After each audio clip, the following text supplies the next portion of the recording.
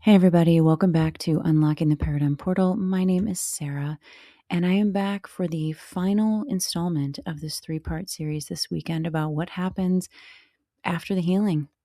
And I will reiterate, healing comes in stages and waves, but it is good to recognize these 3 parts because they happen every time. And this feels like the perfect conversation to have to close it out after the last couple of episodes, because we talked about recalibration when everything feels weird. And then we talked about how healing ruins your ability to pretend. And eventually you land in this final place where you look around at your life and you think, so now we just live like this, like calmer and quieter and less chaotic and suspiciously stable. But not in like a dramatic transformation way. It's more like when your life stops being a dumpster fire and you keep waiting for the smoke alarm to go off. So if you've lived in survival mode long enough, calm feels fake. Like when the house is too quiet and your nervous system goes, something is wrong. Where's the problem? Show me the problem. You can just sense it. You catch yourself waiting for the next issue, scanning conversations for tension, or mentally reviewing your life like you missed an assignment, because your brain is used to having something to manage. And when there isn't anything, it's like, excuse me, I was promised stress. What is this free time? And you may start acting like a person instead of a crisis manager. And that can feel very unsettling because you stop micromanaging everything. You stop rehearsing conversations in advance. You stop trying to predict every possible reaction so you can control the outcome. Is any of this resonating right now? Because even as I'm saying it, it's just reminding me of all of the moments of that over the years. And it just looking back now, man, once you find your peace and once you're able to even just momentarily stop micromanaging and allow yourself to have that softness, there is no going back. Like, it is amazing. And you just show up. You show up to live and with presence and to respond in real time. And it might feel kind of reckless because you're like, wait, I can just say what I mean and not spend the next 6 hours wondering if I ruined everything. And apparently, yes, you can, because free time just starts to hit differently and you don't feel the urge to fill every moment anymore. And you can sit quietly. You can go to bed early. You can leave something unfinished without turning it into a character flaw. You can sit and read a book. Like, that's a new one for me that I haven't done in forever. I don't fall asleep. I don't get distracted. I can sit and just read a book without feeling the urge to go be productive. It's a baby step for me right now, and I'm taking it moment by moment, but we'll see how that keeps going. And if these are new things for you, then the old you would have probably panicked. But the new you is like, it can wait, or it cannot get done, or either way, I will survive. And it ultimately, the world keeps spinning. The world does not fall apart if you don't manage everything. And you start to become really weirdly protective of your peace, and you start declining things without writing a formal explanation. Or you leave when you're done instead of when it's polite. Or you stop volunteering for chaos just because you're capable of handling it. How many times have you been, if you're, let's say, a parent of children, have you jumped in and been the classroom mom and the party mom and on the PTO and all of these things because you can handle it? But guess what? You don't have to. When you keep adding all that in and saying, I'm doing it for everybody else, yes, that's a beautiful thing. And is it creating more chaos for you? So is it actually the best thing? It might be. That's for you to decide. But it also might be one more thing that is straining you. And you may start to apologize less. Not because you don't care, but because you finally realize that exhaustion isn't a personality trait that you have to maintain. And here's another really cool thing. Relationships get simpler. Not always easier, but simpler. Because you stop trying to decode people. You stop chasing clarity from people who don't have any to give. Your bullshit tolerance is like at a zero. I just had a conversation with my sister today about this. and it was relating back to the episode I did yesterday, like there are 0 F's left to give in this building.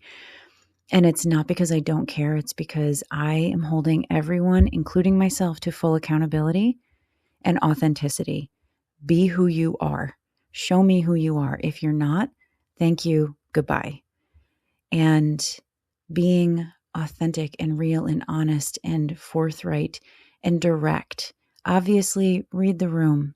It doesn't mean being an asshole, but being honest and truthful and direct with people. There's no more reading between the lines. And like I said, you stop chasing clarity because it's either it's there or it's not. It's black and white. And you stop trying to manage everybody else's feelings like it's your full-time job. Here's another news flash. Your feelings are your responsibility. Other people's feelings are their responsibility. Again, don't be a jerk, but also don't take on their feelings and don't project yours to others.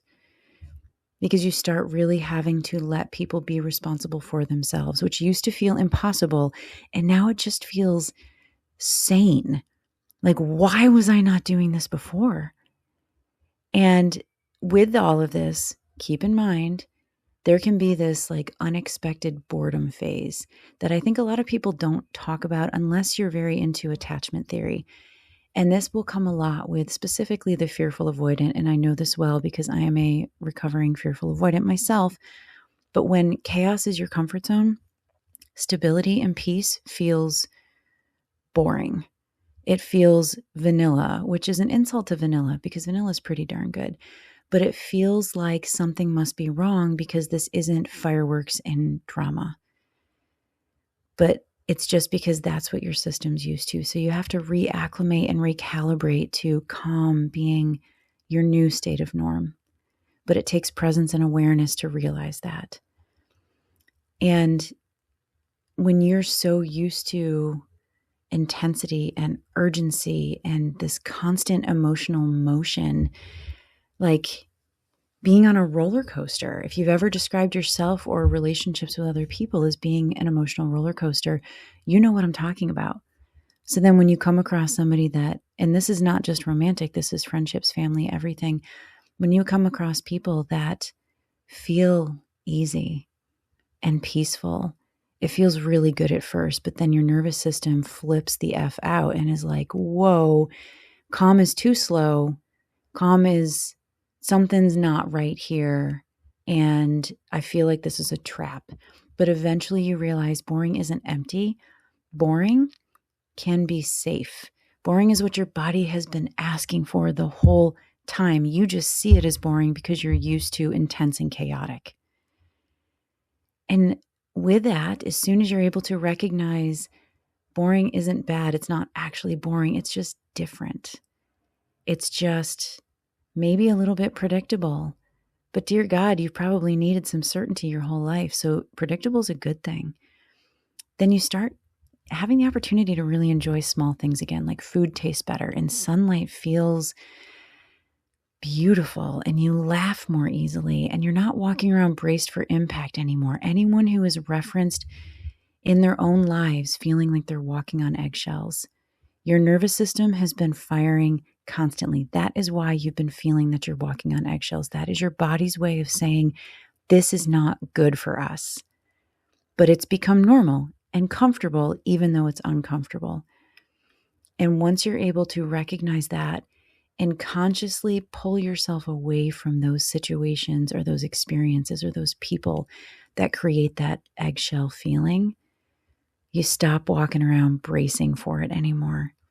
And again, it takes some time, it takes some recalibration, and life becomes, maybe we can use the word ordinary, but it becomes peaceful. And it turns out that was the goal. So if you have landed here where life feels calmer but unfamiliar, and you feel that pull to go back toward the chaos, that is your right to do that. And this time, though, choose it with intention. If you choose to go back into chaos and disruption and conflict, you can do that, but do it with your eyes open. No more blaming anybody else. No more playing the victim. No more playing the martyr. You're not doing it because it's the right thing, quote unquote. You're doing it because you're You're reverting back to your old system, and you can do that.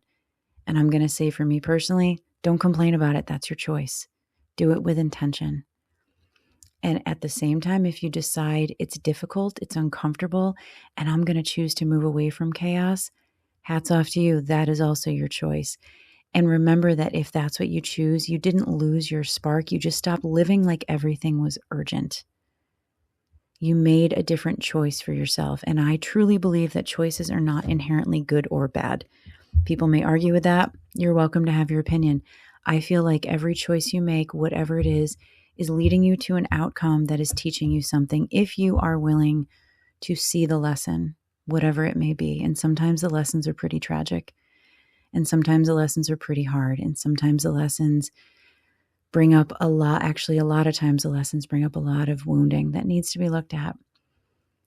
But you make the choice. And honestly, none of it is boring. None of it is humdrum, or it's finding yourself. And that is what stability feels like when you've never had it before. Because just a reminder, peace doesn't feel exciting. Peace doesn't feel like fireworks. Peace doesn't feel like drama and roller coasters and explosions and chaos. It's not an action movie. Peace feels unfamiliar. It feels foreign. It might feel a touch dangerous. And that is because chaos used to be home. Chaos used to be where you set up your residence. Chaos used to be where you would run to because it felt familiar. So decide for yourself. Do you want peace or do you want chaos? All right. I will be back tomorrow for another episode. We'll see what it's going to be. And like, share, subscribe, leave me some comments. I'd love some feedback, or what are you going through? Any struggles that you've had with peace versus chaos? And especially if there's moments that you have reverted back. We all have those stories, and it happens. Learn from it. Decide what you want. So I will be back tomorrow. Have a wonderful, wonderful rest of your day and evening.